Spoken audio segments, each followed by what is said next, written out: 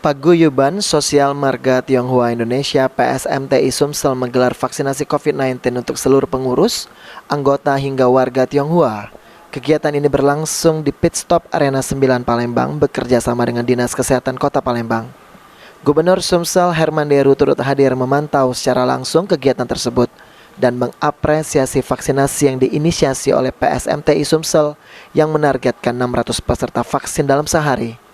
Hal ini merupakan salah satu cara terbaik untuk mengakselerasi percepatan kekebalan kelompok herd immunity di Sumatera Selatan. Di tempat ini bertarget 600 sasaran, Pak. 600 sasaran begitu, Bu Lesti. Mudah-mudahan ini semua lolos seleksi untuk dapat mendapatkan vaksin Sinovac hari ini.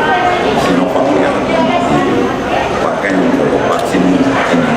Mudah-mudahan yang kita harapkan mereka disiplin guna mendapatkan vaksin keduanya di 2 minggu ke depan.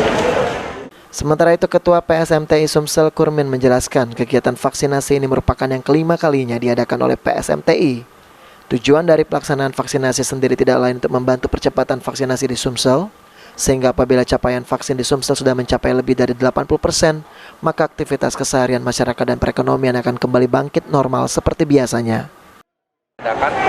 Bagi kami ini memang salah satu tugas kami juga dari organisasi sosial membantu pemerintah seperti yang disampaikan Bu Endang agar mempercepat vaksinasi.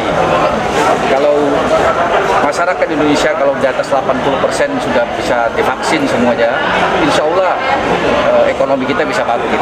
Karena kalau tidak, kita semua nanti semakin hari akan semakin terpuruk.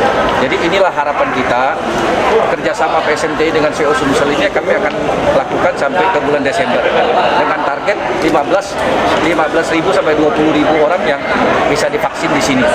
Itu target kita. Mudah-mudahan itu bisa tercapai. Okta Alfarizi, PAL TV.